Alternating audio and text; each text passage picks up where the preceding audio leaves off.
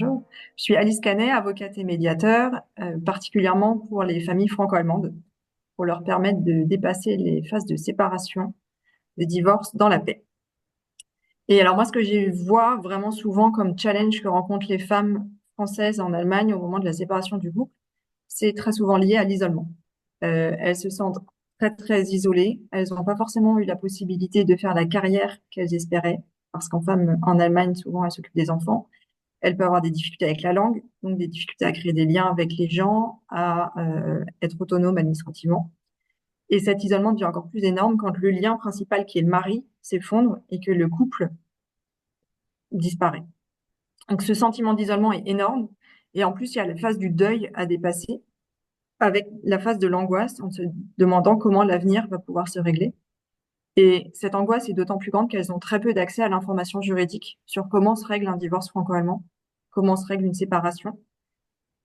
Et les informations qu'elles ont quand même, c'est qu'elles ne peuvent pas quitter leur pays d'expatriation pour rentrer dans leur pays d'origine avec les enfants. Ça, elles savent que c'est un enlèvement d'enfants et elles ont donc très très peur de ne pas pouvoir partir et elles se sentent souvent otages, prisonnières de l'ex au moment où la relation est devenue très mauvaise.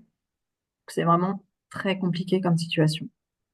Euh, S'ajoute là-dessus le fait qu'elles n'ont pas forcément un accès libre aux finances, parce que quand c'est le mari qui approvisionne le compte, il y a peut-être qu'un compte, mais donc elles peuvent pas utiliser l'argent comme elles veulent pour dire ah, je vais aller voir un avocat ou une avocate.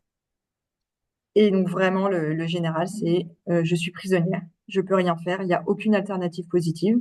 Je peux pas quitter sans mon mari me laissera pas partir parce que il veut avoir les enfants à disposition et peut-être même moi à disposition. Donc je sais pas comment faire.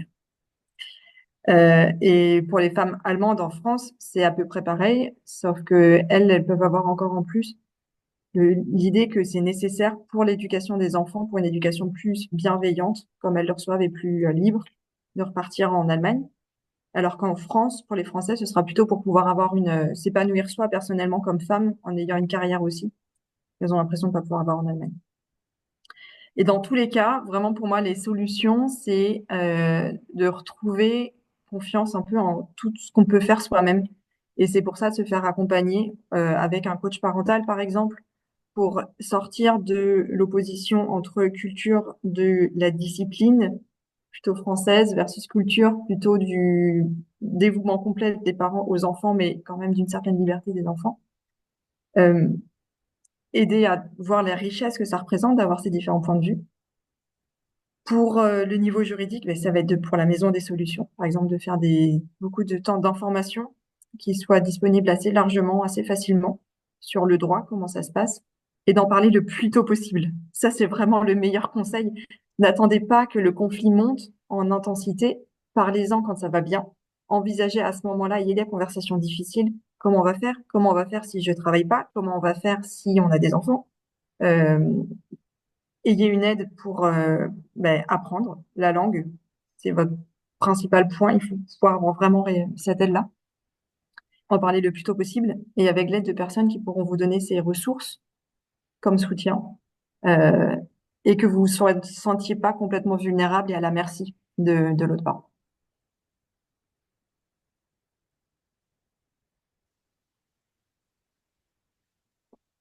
Allez rapidement voir quelqu'un qui pourra vous aider à exprimer les choses de manière positive en prenant soin de vos besoins, de ce que vous pensez que sont les besoins de vos enfants. Ça, c'est la clé, c'est de regarder les choses positivement. Tout ce que vous voulez faire, même si ça peut paraître négatif pour l'autre, ou ce que fait l'autre peut vous paraître négatif, il y a une bonne intention derrière. Et allez voir quelqu'un professionnel, comme les gens de la Maison des Solutions, qui pourront vous aider à partir de ça et de le prendre comme une force motrice pour vous permettre d'aller vers une situation de parentalité challengeante, mais ô combien enrichissante dans cette culture franco-allemande que vous pouvez transmettre et offrir le meilleur de ce que vous voulez de vous aux vos enfants et vous libérer de vos angoisses tout en les écoutant, mais en sachant qu'elles sont sous contrôle et qu'elles n'ont pas besoin, elles, de guider vos actions.